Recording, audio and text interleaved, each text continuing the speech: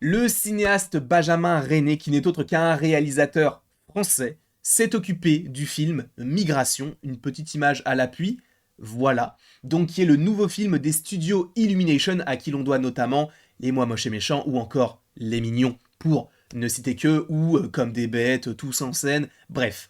Là, Benjamin René nous a proposé ce film-là, et je tiens à souligner quelque chose, c'est que ce film a un plot simpliste au possible. En gros, on va te raconter la migration de canards. J'entends évidemment que ça ne vous donne pas forcément envie d'aller voir le film.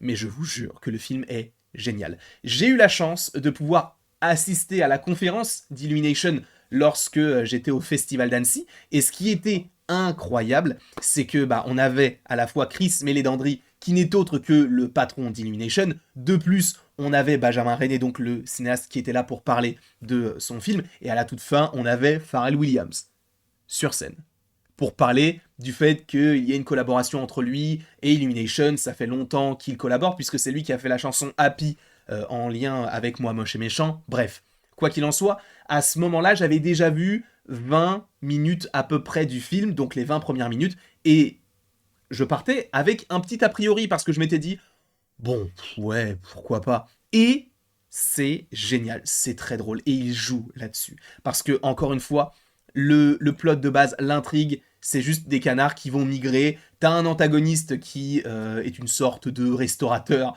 qui veut eh bien, utiliser les canards pour manger, enfin en tout cas pour proposer de la bonne nourriture à ses clients. Mais au-delà de tout ça, l'intrigue de base, c'est ça, mais c'est surtout le côté de il y a des canards qui migrent en Jamaïque. Et on va pas se mentir, le film est magnifique, que ce soit au niveau de l'eau, que ce soit même là, vous le voyez avec les arbres qui rappellent évidemment l'automne. On a différents types de décors. Là, on a quelque chose de vraiment très nature. Après, bien sûr, on part sur la comment peut-on dire ça, la ville. Donc on est à New York, on va évidemment à un moment donné aller en Jamaïque. Bref, tu sens que il y a la volonté de raconter un film familial pour la fin de l'année. Donc avec cette famille, on retrouve Dan, Gwen, Dax, Mac et Pam, si je ne dis pas de bêtises, donc dans l'ordre de gauche à droite. Et bien, justement, on les suit à travers cette migration, mais ce qui va vraiment primer, c'est disons, les personnages mignons, parce qu'ils le savent que ça marche, ce genre de choses. Les Moi Moches et Méchants, les scénarios ne sont pas les plus incroyables qu'on ait vus, même pour les mignons, même pour Tous en scène. La plupart du temps, Illumination, les scénarios sont classiques. Mais c'est tout ce qu'il y a autour, tout ce qu'il y a derrière, qui est hyper intéressant, et notamment, là vous le voyez, le tout petit canard, qui n'est autre que Gwen, sur lequel ils vont capitaliser. C'est un petit peu, dans ce film-là, l'équivalent d'Agnès dans les Moi Moches et Méchants. Ils vont toujours te ramener ce petit personnage un petit peu mignon qui va avoir ces petites scènes, qui va être repris dans telle ou telle ou telle vidéo, tel ou tel TikTok. Bref, ils savent que ça va faire parler. Et ils sont très forts pour ça parce que, au-delà de faire un film, c'est surtout du marketing. Et les mignons, on connaît par rapport à tout ce qu'ils ont fait dans les Moi Moches et Méchants, mais même le spin-off, marche énormément, à tel point qu'ils vont sûrement faire 1,3 million, et là, l'année prochaine, il y a Moi Moche et Méchant 4. Donc, oui, Migration, si vous aviez peut-être des craintes sur est-ce que c'est bien ou pas, oui, parce qu'en plus de ça, c'est vraiment, vraiment drôle. Alors, il m'en faut beaucoup pour rigoler sur des films, pas forcément d'animation ou autre, peu importe, mais il m'en faut, d'accord. Là, c'est vraiment drôle. C'est qu'il y a de l'absurde, et ils ont l'habitude de faire de l'absurde du côté d'Illumination, et c'est pour ça que ça marche, en tout cas pour moi. Au-delà du côté un petit peu mignon, c'est que ça marche. Et encore une fois, oui, le film est drôle, tu as des personnages hauts en couleur, tu as des personnages qui dénotent un petit peu avec leur nature, puisqu'encore une fois, il faut remettre en contexte l'aspect animalier, parce que les canards ne sont pas forcément en haut de la chaîne alimentaire.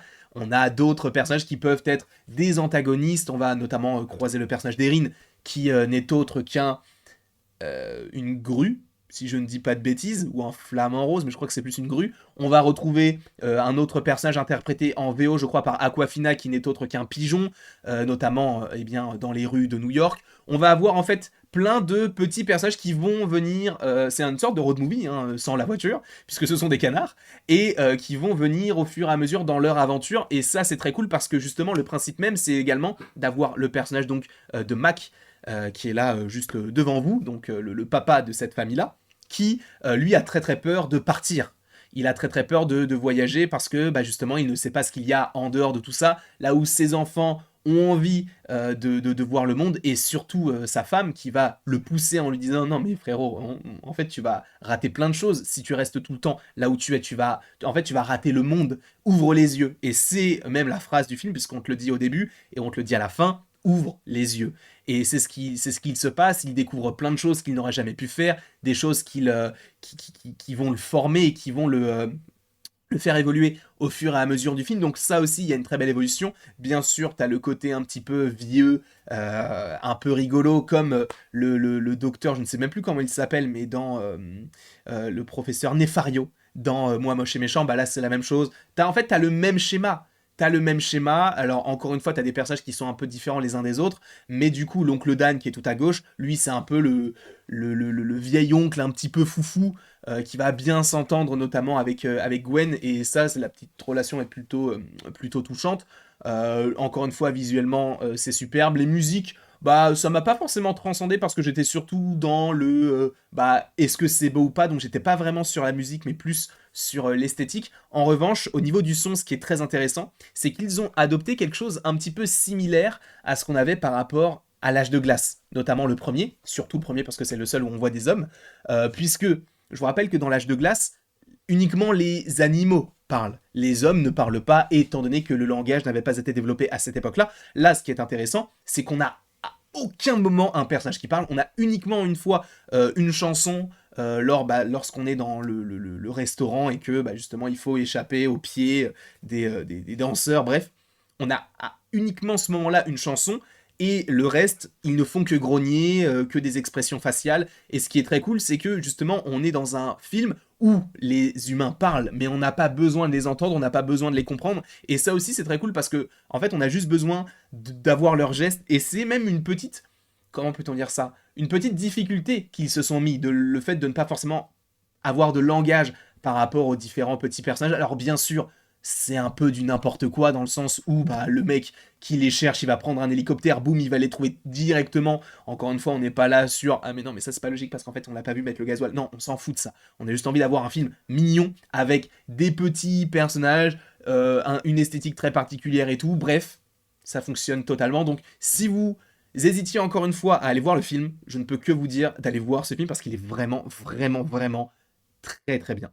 Si je devais donner une note, je donnerais la note de 17, hein, c'est pour te dire. Parce que j'avais vu du coup les 20 premières minutes lors du festival d'Annecy, et là je les ai revues, mais cette fois-ci en VF, parce que je crois que c'était en VO quand je l'avais découvert pour la première fois, et c'est génial. Et c'est vraiment génial, et le film, encore une fois, pour le coup, ça c'est peut-être un défaut, il est vraiment très court, il dure que 1h20, je crois, peut-être 1h23 précisément, mais quoi qu'il en soit, je peux que vous inviter à aller voir ce film-là, parce qu'il est vraiment génial, c'est un superbe film familial qui te prend pas la tête, qui est vraiment simple dans la manière d'être construit, qui est simple dans l'animation et qui fonctionne totalement par rapport à ce que te fait Illumination. Donc bref, pour moi ça fonctionne. Peut-être que pour vous ça le fera, peut-être que pour vous ça ne le fera pas. N'hésitez pas à me mettre votre avis dans les commentaires. Et après tout ceci, il ne me reste plus qu'à vous dire à la prochaine pour la prochaine. Et sachez qu'il y aura de plus en plus de vidéos en lien avec l'animation, que ce soit du Illumination, du DreamWorks ou encore du Pixar ou du Disney. Sachant qu'il y a la critique de Wish qui est déjà sortie sur la chaîne.